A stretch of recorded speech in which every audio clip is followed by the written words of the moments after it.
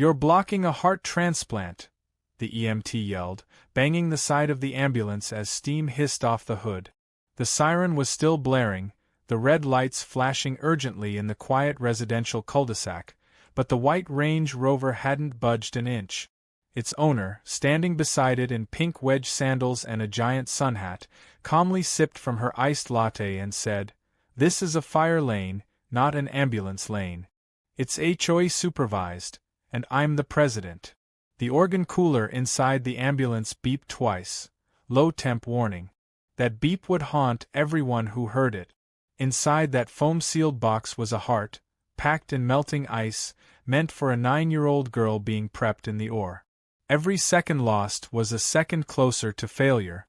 And there she stood, Karen Danvers, the HOA president who had done this before, only this time it wasn't a drill, and it wasn't just property damage. It was life or death. That morning had begun like any other for Mattie's mother, Serena. Nervous, exhausted, and praying through every breath, she watched her daughter being wheeled away to prep for the transplant. The match had come through at 2 a.m. A tragedy for another family had become hope for hers. The transplant team had mobilized fast, coordinated across 3 counties to retrieve and deliver the organ. Serena had been told that as long as the ambulance had a clear route and no major delays, the surgery would begin on time. She clutched Mattie's stuffed bunny so tightly it almost tore. No one could have predicted that the biggest obstacle wouldn't be traffic or time, but a woman who wanted to supervise landscaping on a Saturday morning. As the ambulance neared the gated community of Windy Knolls, the driver's GPS warned about a blocked route near the access road. Still, they pushed through, taking the shortcut the fire department had cleared in advance. Only when they reached the tight bend beside the community clubhouse did they see it, a white SUV parked horizontally across the emergency fire lane, completely obstructing passage. No hazard lights, no cones, just parked. And standing next to it, Karen, arms crossed, clipboard in hand. Her sunglasses mirrored the frantic EMT jumping out. "Ma'am, move your vehicle now. This is a critical transport, an organ is inside, and we're minutes from losing viability." Karen lowered her clipboard slowly, pulled down her shades and replied, "There's a landscaping crew arriving. I'm overseeing tree replacement. This lane's reserved for that work." The EMT tried again, this time louder. "It's an ambulance lane. The fire lane. The law says..." Karen cut in, pointing to a laminated sheet, "Our HOA guidelines state no unauthorized vehicles on this lane. Yours is unauthorized." The organ monitor beeped again. Back in the ambulance, another paramedic stared at the cooler, shaking his head. "She's killing this kid," he muttered. "Every second counts." The driver called dispatch, reporting the obstruction. "We're blocked by a civilian. Fire lane compromised. Organ integrity is at risk." The voice on the other end sounded tense. "ETA on fire support is 8-minute. Do you have alternative access?" "Negative," the driver responded. "All other roads are gated. She's the blockade." At that moment, Priya Patel was jogging nearby. Home from med school for spring break, she'd gone out for a run and noticed the flashing light. As she approached, her eyes widened when she recognized the ambulance company logo. Her cousin worked in the OR at the Children's Hospital. Then she saw the organ transport sticker on the rear window. Her heart dropped. She raced toward the ambulance. "Is this for the transplant case at County Pediatric?" she asked the paramedic, who nodded. "Girl, 9 years old. They called it an urgent red flag case." Priya whipped out her phone and dialed her cousin. "The ambulance is stuck," she said quickly. "HOA lady is blocking the lane. It's Karen." "Yes, that Karen." Inside the hospital, Priya's cousin relayed the message to the surgical team. Nurses scrambled to delay anesthesia. The chief surgeon cursed under his breath. "If we lose this heart, it's over. We have no second option." Back at Windy Knolls, a delivery truck driver tried to reason with Karen. "Lady, just back up 10 feet. They'll be through in seconds." Karen turned and snapped, "You don't live here." Keep driving your cardboard boxes. The driver looked at the EMT. You want me to move her car with my truck? Before he could try, flashing red lights came around the corner. The fire chief had arrived in his personal vehicle, radio still clipped to his shirt. He stepped out, saw the ambulance blocked and the organ cooler inside, then looked at Karen with disbelief. You again? He asked grimly. Karen tried to smile. Chief, I was just explaining to them. Move the damn vehicle or we'll tow it with you in it. Karen didn't move. The chief waved toward the EMTs. Push over the sidewalk. Now. The ambulance jerked forward, climbing the curb and cracking part of the HOA-installed decorative walkway. It swerved around Karen's car, who screamed, "That's HOA property." The crowd booed her. As the ambulance raced off, the driver radioed, "We're moving. 2 minutes to ER entrance." The fire chief turned to Karen. You blocked an ambulance carrying a transplant organ. You could have killed a child. Karen raised her chin. I have HOA immunity. I'm authorized to control emergency access for the safety of the community. You're not authorized to obstruct federal medical transport, the chief replied. And you're under arrest. As he read her rights, a resident caught the moment on camera. Karen flailed as she was cuffed, shrieking that her HOA lawyer would sue the entire department. The video would go viral by nightfall, but for now, time was still running against them. At the hospital, Serena stood as the ambulance finally arrived. The organ was rushed in. The cooler was dangerously warm. The heart's window had nearly closed. The lead surgeon didn't speak. He just nodded, took the cooler, and disappeared into the operating room. All that remained was waiting and hoping. Outside the HOA gates, Karen was placed in the back of a squad car. Someone yelled, "You almost killed a kid." She scoffed and muttered, "If people need organs that badly, maybe they shouldn't live in such expensive neighborhoods." Another camera caught that too. The moment the ambulance cleared the community gates, the driver floored it like his own blood depended on it. Tires screeched as they sped down the avenue, sirens wailing at full volume. Inside, the paramedic clutched the organ cooler tighter as the low-temperature warning beeped again, this time with a red LED blinking faster. The precious heart inside had about 5 minutes left in its viable window. Any longer and the tissue would deteriorate. The paramedic wiped the sweat from his brow and muttered under his breath, not for the first time that day, she could have killed this kid. At County Pediatric Hospital, the surgical team stood prepped in the sterile OR, the monitors already glowing, tools laid out like weapons before battle. Serena, still gripping her daughter's stuffed bunny in the family waiting area, stared at the double doors with dry, burning eyes. No one had spoken to her in the last 6 minutes. She could only assume that the worst was happening. Every time a nurse passed by without stopping, she braced for the possibility that they would tell her it was too late. She tried to focus on breathing, one inhale, one exhale, but the sound of a ticking wall clock nearby made it impossible. Every tick felt like a second stolen from her daughter's life. In the OR, the transplant surgeon paced as his team monitored Mattie's vitals. The anesthesiologist had halted further sedation to avoid unnecessary stress on her small heart, but that meant the surgery window was narrowing. When the surgical nurse called out, "They're here," the tension broke like a glass pane under pressure. The doors flew open, and the paramedics burst through, one of them clutching the cooler like a quarterback charging for the end zone. The lead surgeon didn't even respond. He just took the cooler, opened it, and inspected the contents. "Temps borderline," he muttered. "We need to start now." The team sprang into action. A nurse ran to update Serena while the surgeon checked the organ for any visible damage. The color was still good. The preservation solution had held. Barely. In the gallery above the OR, a few medical interns who had been invited to observe watched silently, knowing they were witnessing a miracle balanced on a knife's edge.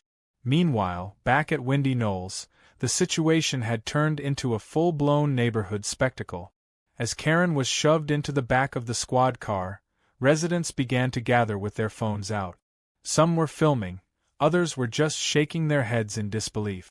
A man in gym shorts shouted, "Third time this month she's blocked emergency access. Last week it was a fire truck." Someone else responded, "She had the fire lane repainted in beige because red was too aggressive." The murmurs turned to vocal outrage, and soon a small crowd was chanting, "Resign! Resign!" Among them, Priya stood quietly, still on her phone with the hospital, her hands trembling. Her cousin confirmed the organ made it in time.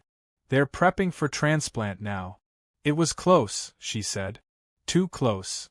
Priya hung up and turned to the HOA board member who had just arrived, her father, Anil. He was fuming.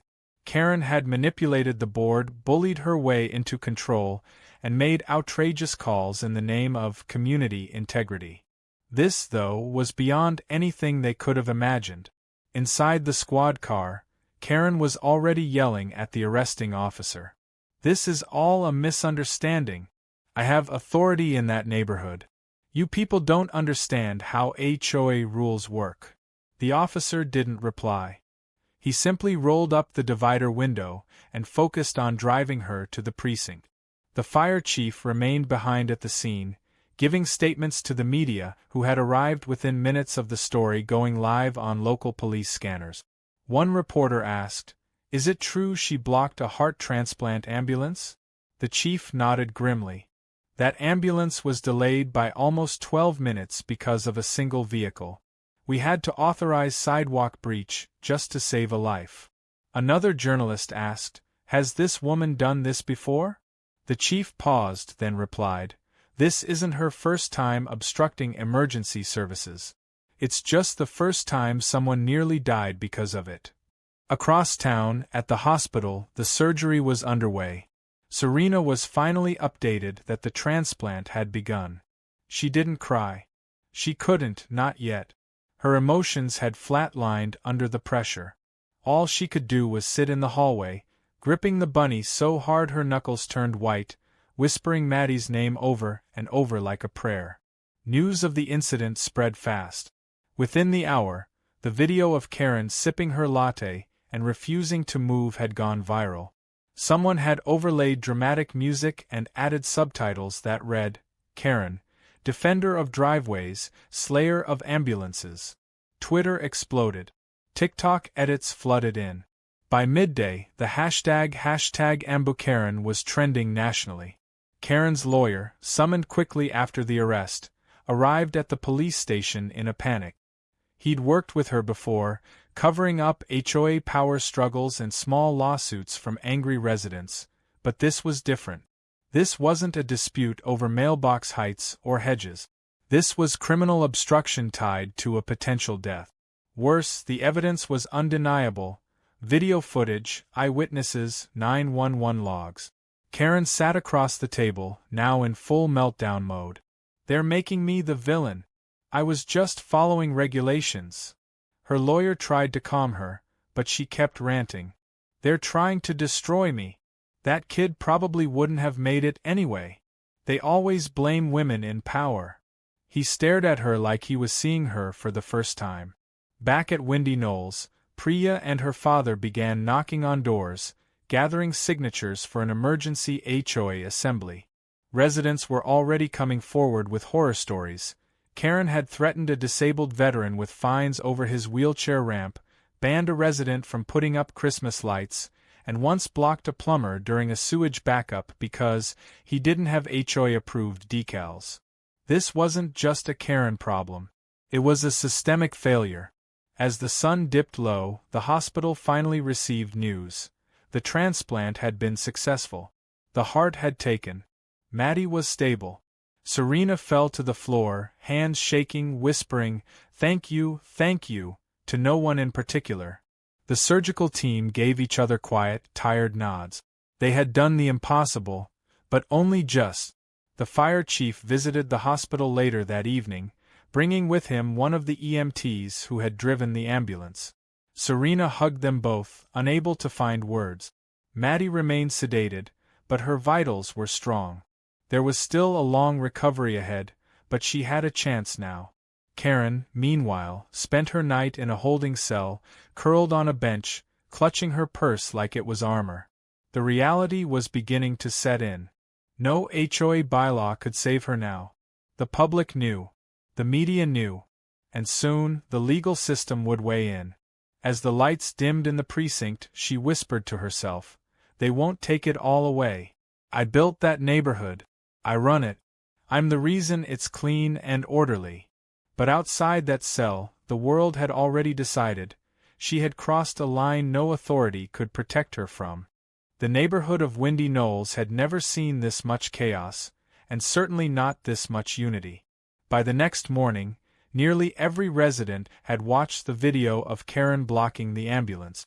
It wasn't just the footage that set people off, it was the audacity in her voice, the smirk as the EMTs pleaded with her, and her complete lack of regret as the paramedics shouted about the heart inside. Social media had already branded her a villain, but inside the community, something more powerful was growing: resolve. For the first time in years, neighbors who had barely said hello were knocking on each other's doors, passing around a petition demanding an emergency HOA town hall. By lunchtime, over 120 signatures had been collected, enough to override any existing bylaw that protected Karen's position. The HOA board had no choice but to schedule an assembly that evening. What they didn't realize was how much evidence had been quietly collected over the past year. Priya, still rattled but determined, stayed up all night compiling a timeline. Her laptop was filled with photos, screenshots, voicemails, and messages sent by residents over the past several months. People had complained privately for too long about Karen's unauthorized fines, her selective enforcement of HOA rules, and her misuse of power. But now there was something far worse than ugly paint swatches or trash cans left out on Mondays. There was obstruction of emergency services. There was near-death negligence. And worst of all, there was pattern and intent. At 7 p.m., the clubhouse was packed. Folding chairs had been set up, but even standing room was tight. Reporters stood outside, cameras angled toward the glass windows. Inside, tension buzzed like an electrical current. At the front table, Karen's empty chair sat ominously next to her lawyer, who kept glancing at the door. When Karen did arrive, 20 minutes late and wearing a long white coat and oversized sunglasses, the room fell completely silent. She walked in like a celebrity ducking paparazzi, but this wasn't a red carpet. This was a courtroom, and she was the defendant. She tried to speak first, but Priya's father, Anil, stood and cleared his throat. "We're going to follow order tonight. Public comments first, then evidence presentation, then a vote on emergency action." Karen opened her mouth to object, but her lawyer placed a firm hand on her wrist. She slumped back into her chair, arms crossed. One by one, residents came forward. A mother described how her toddler had gone into a seizure during a heat wave and the ambulance had been delayed at the gate because Karen insisted on verifying the license plate against the HOA registry. An elderly man said Karen fined him for installing a ramp after his wife's stroke, citing unauthorized elevation changes. A teenager, voice shaking, talked about how Karen berated him for bringing home groceries in a borrowed car because it looked poor. The list went on. Each testimony was a blow. Each story chipped away at the fake authority Karen had wrapped herself in for years. Then Priya stood, holding a folder nearly 2 inches thick. She placed it on the table, then pulled out the first sheet. "This is an invoice for $12,000 labeled Aesthetic Emergency Boulder Polishing." The work was approved by Karen and completed by a company run by her nephew. According to county records, the company doesn't have a landscaping license. She placed the next paper down. "This is a screenshot of an email Karen sent to a former board member threatening fines if he continued to stir anti-HOA sentiment. He resigned a week later." She laid out more: photos of Karen painting over fire lane markings, altering community signage without permits, a letter from the fire department warning her about obstructed access routes, and an audio clip where Karen could be heard saying, If people get sick, they should move somewhere less delicate. This is a wellness-first neighborhood, not a charity ward. Murmurs turned into gasps. Karen leaned forward, jaw clenched, her entire facade cracking like glass under pressure. Her lawyer whispered something, but she shook him off. Then a final surprise came. An anonymous resident had submitted a video from 2 months prior, showing Karen redirecting a delivery van away from a house with a visible handicap parking space. She told the driver, "Don't leave packages there. That family's already on thin ice with me." Her tone was smug, her laugh unmistakable. The vote was swift and unanimous. The residents motioned to immediately suspend Karen from all HOA duties pending legal proceedings, freeze all HOA expenditures she had authorized in the past 3 months, and form a temporary oversight committee to audit financial record. Karen's lawyer objected but was overruled. Priya's father was appointed interim president until a proper election could be held. Karen was formally stripped of authority in front of everyone. She stood, visibly shaking. "You people are ungrateful. I made this place beautiful. I gave it structure.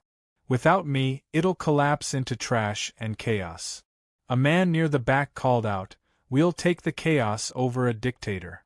The room erupted in applause. Karen stormed out, knocking over a chair.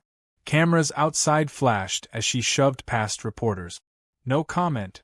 This is a smear campaign. You'll all regret this."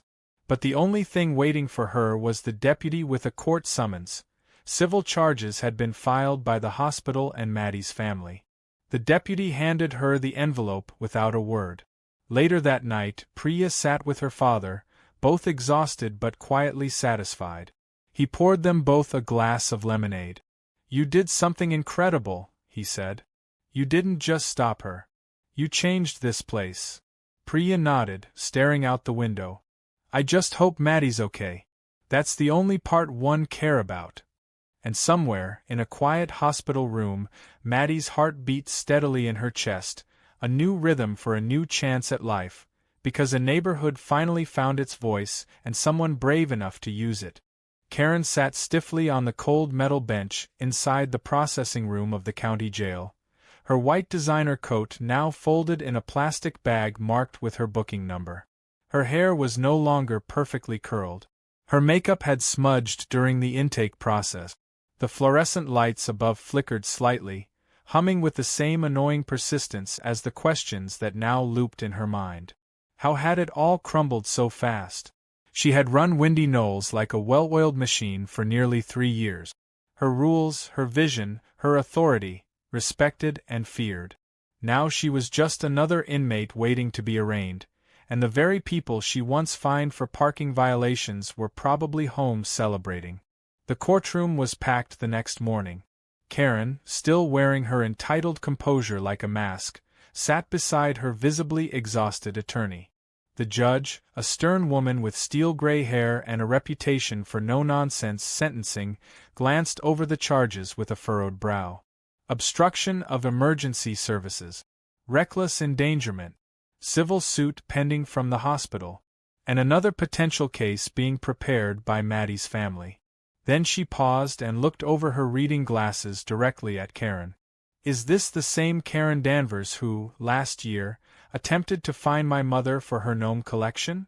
Karen's face twitched. She nodded slowly, unsure of whether to speak. "I thought so," the judge said, then leaned forward. "You're lucky the heart made it in time. If not, we wouldn't be talking about obstruction, we'd be discussing negligent homicide." The courtroom went silent. Karen's lawyer mumbled something about seeking a plea. The judge denied bail, citing the viral video and her clear disregard for authority and public safety. She was remanded into custody pending trial. As she was led out, she turned to the courtroom crowd and hissed, "You're all sheep." Across town, in a quiet, sunlit hospital room, Mattie lay recovering. Her tiny chest rose and fell with each beep of the monitors. Her mother sat beside her, stroking her hair gently. A few stuffed animals had begun to pile up on the windowsill from friends, neighbors, and even strangers who had followed her story online. When the EMTs who had delivered the heart arrived to check in, Serena stood and embraced them without a word. One of them, the same man who had shouted at Karen to move, looked at Mattie and smiled through misty eyes. "She's stronger than all of us," he said softly. Later that afternoon, a local reporter visited the hospital to interview Serena. The segment ran that night on every local station, showing Mattie smiling weakly while holding up a sign that said, "Thank you for my heart." Her voice was quiet but clear when she said, "Tell the helpers I'm going to be okay." The video went viral. Donations flooded in to support pediatric transplants, and messages of support were sent from across the country. Meanwhile, Windy Knolls was undergoing the biggest transformation it had ever seen. With Karen stripped of her powers, the new interim HOA committee wasted no time enacting sweeping reforms. The fire lane was repainted in bold red with reflective signage installed at both ends.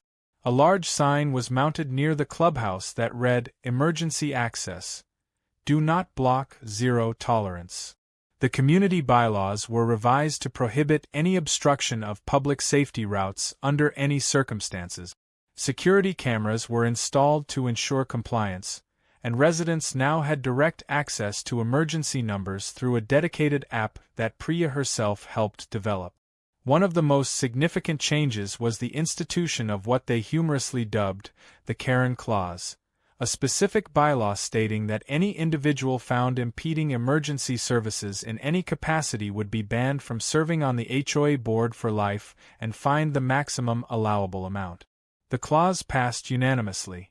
Priya's father worked closely with the new board to audit every HOA expenditure from the last 2 years. What they uncovered was astonishing. Karen had funneled nearly $60,000 in inflated invoices to her relatives' unlicensed companies. From boulder polishing to shade inspection fees, the spending was outrageous and unjustified. Several residents joined in filing a civil suit to recover the funds, and law enforcement confirmed an ongoing investigation into potential HOA embezzlement. Karen's house, once the grandest in Windy Knolls, was now the subject of whispers and drone footage posted by curious YouTubers. In jail, Karen's reality continued to unravel. Her cellmate, a no-nonsense woman named Marcia, who had done time for tax fraud, wasn't interested in HOA politics. She laughed openly when Karen complained about the sheets being institution grade and how the orange jumpsuit clashed with her complexion. When Karen tried to give a long monologue about her importance in community structure, Marcia simply raised an eyebrow and said, "Lady, you're in here for nearly killing a kid. Save it for the mirror." Karen requested special treatment multiple times, asking to speak with the warden, requesting almond milk, asking for access to her emails. Every time she was denied, she grew more indignant. One afternoon, a guard found her scribbling notes on the back of a cafeteria napkin, muttering about how she would write a book called The HOA Queen, How I Was Betrayed by the People I Saved. The guard snorted, snatched the napkin, and tossed it in the trash. Back at Windy Knolls, a mural was painted on the newly renamed Ambulance Alley. It showed a red heart with wings flying over a neighborhood skyline, with the words, "Every second counts," painted in flowing letters beneath it. The mural became a symbol of unity. Residents took photos there with their families. Mattie's photo was added in a small frame beneath the painting, with a simple caption, "She survived because we finally stood up." Priya was invited to speak at a local community safety panel, and her speech was later published in a neighborhood magazine. She didn't gloat. She simply said, "Sometimes we don't realize how much power we give to people until it's almost too late." That day, it nearly cost a child her life. We can't undo the past, but we can change how we move forward. Karen, now just inmate number 44827B, stared at a small TV in the jail rec room the day that clip aired.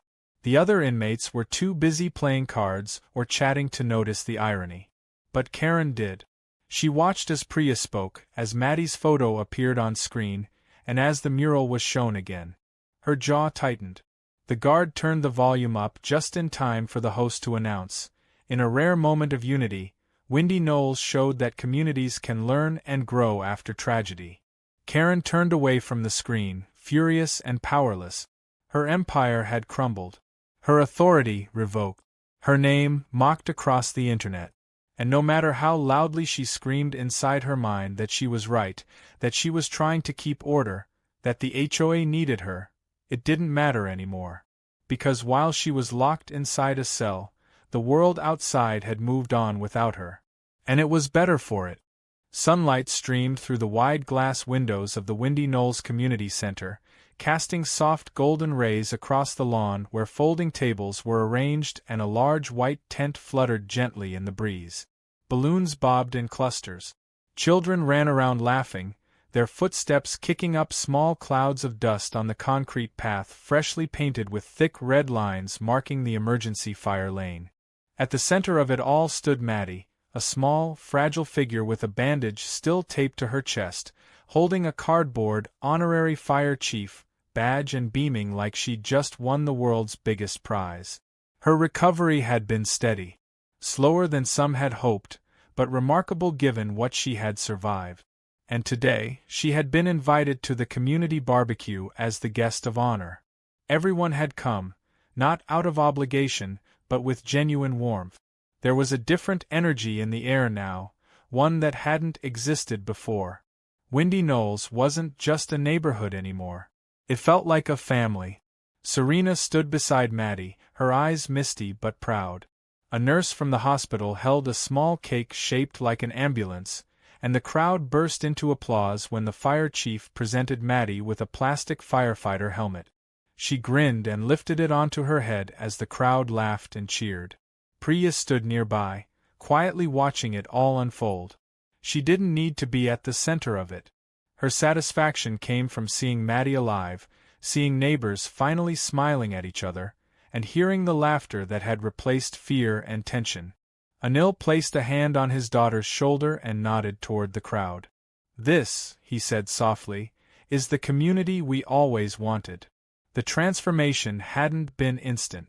In the days following Karen's removal and arrest, there had been confusion, paperwork, and tense board meetings. But each day brought more clarity.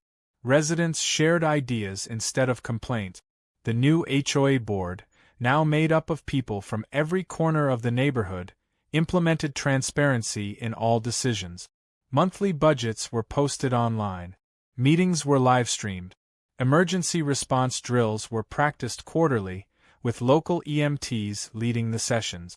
And perhaps most symbolic of all, the fire lane that Karen had once painted over was now a symbol of resilience. They'd renamed it Ambulance Alley after a community vote. Priya had suggested commissioning a mural, and the board agreed.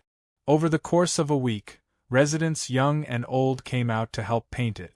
The final design showed a glowing heart hovering above a winding road, carried by angelic hands with a faint silhouette of a child standing in the distance. At the base of the mural was a brass plaque that read, "Dedicated to all who make way for life." Mattie's handprint was pressed in paint beside it, smaller than anyone else's. But the story wasn't finished.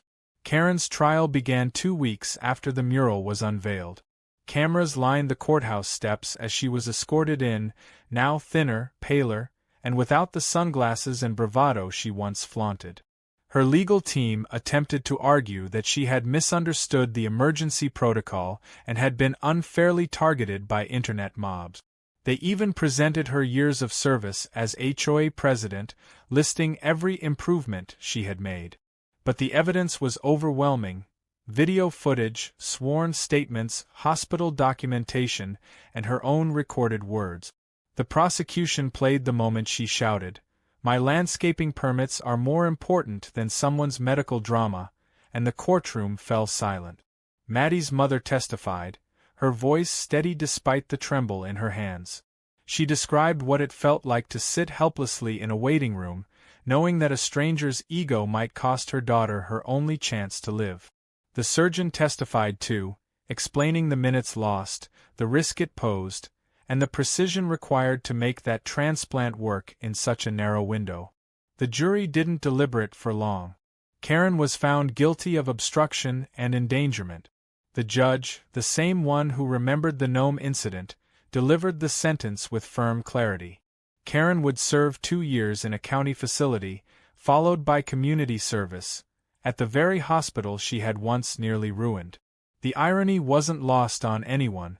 Her service would include custodial work, sanitation support, and helping with post-op recovery rooms. Her lawyer objected to the nature of the service, calling it humiliating. The judge responded, "Good. Humility seems to be exactly what she's been missing." Back at Windy Knolls, the news was met with quiet satisfaction. There was no celebration for her downfall, only relief. It was over.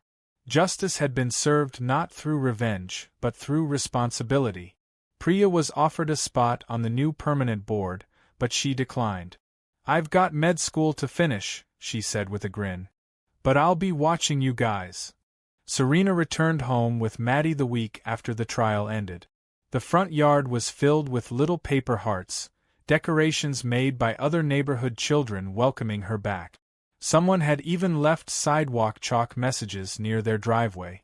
"Welcome home, heart hero, and we love you, Mattie." The little girl sat on the porch, sunlight warming her legs, and drew quietly while her mom unpacked groceries. She looked up when the fire chief dropped by for a surprise visit, carrying a small wrapped box. Inside was a model fire truck with her name etched on it. She hugged him without saying a word. Weeks passed, and Karen's orange jumpsuit became a regular sight at the hospital. She walked the halls with a mop, head lowered, trying to avoid eye contact. Some nurses ignored her. Others gave her disapproving glances. One day, while wiping down a windowsill, she saw Mattie walking down the corridor holding Serena's hand. They passed by slowly. Mattie paused and looked at her, tilting her head curiously. Then she waved. Karen stared, unsure what to do. She hesitated, half lifted her hand, then stepped on her own mop bucket and slipped hard onto the floor. A loud thud echoed down the hallway as her pride hit the tiles harder than her body ever could. Laughter rang out from behind a nurse's station. No one rushed to help. She wasn't invisible, but she wasn't important anymore. Outside, as the wind blew softly through the trees and the paint on the mural dried under the fading sun, the heart of a neighborhood beat stronger than ever. Not because they had removed a tyrant, but because they had remembered what mattered most. Emergency lanes stayed clear. Neighbors looked out for each other. And whenever someone passed by Ambulance Alley, they walked a little slower, reading the plaque, remembering the day everything changed. Because one little girl got a second chance. And because an entire community finally chose compassion over control.